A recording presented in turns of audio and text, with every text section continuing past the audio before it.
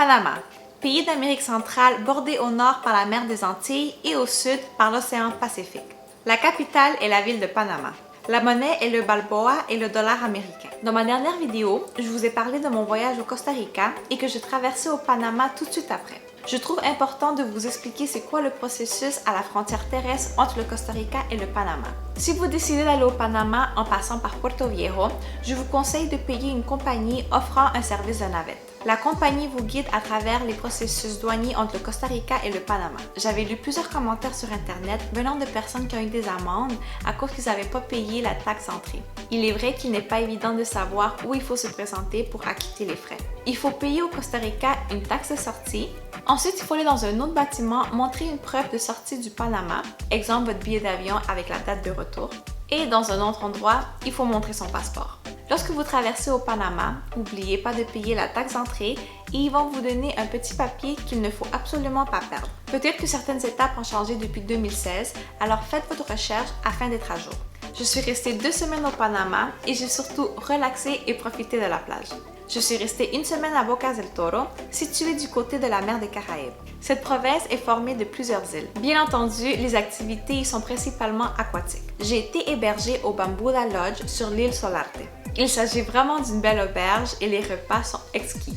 Ils ont un très bon chef cuisinier et les 2 propriétaires sont canadiens. Toutefois, chaque fois que l'on veut sortir de l'île, il est nécessaire de payer un water taxi et le prix varie selon la destination. Pour l'île principale, l'île de Colón, c'est 5 $ US. Sur l'île Solarte, il y a peu de choses à visiter. Il faut sortir de l'île pour la plupart des activités. Les plages les plus populaires sont Red Frog,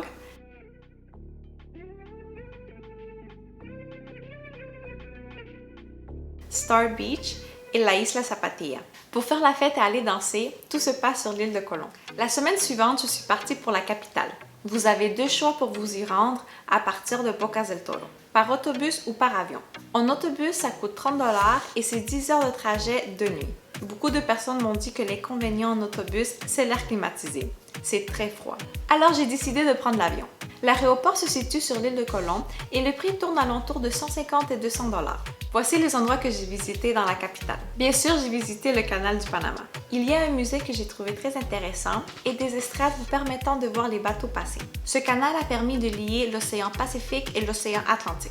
Son inauguration fut le 15 août 1914. Dans les années 1500, les Espagnols avaient déjà pensé à bâtir un chemin pour lier les 2 océans pour faciliter le transport des marchandises du Pérou vers l'Espagne. Finalement, ce fut seulement dans les années 1800 que l'idée du canal refait surface. Et ce sont des Français qui ont été en charge du projet. Toutefois, les choses ne vont pas comme prévu. Les conditions dans les sentiers sont très difficiles et ils font faillite. L'entreprise est cédée aux Américains car bien sûr, les Américains avaient déjà le projet en vue. De plus, pour des raisons politiques, le canal devient un territoire américain. Ce fut seulement qu'en 1999 que le Panama reprend possession du territoire et du canal. Nombre de travailleurs sont venus des Caraïbes et c'est pour cette raison qu'on voit beaucoup de descendants afro-caribéens.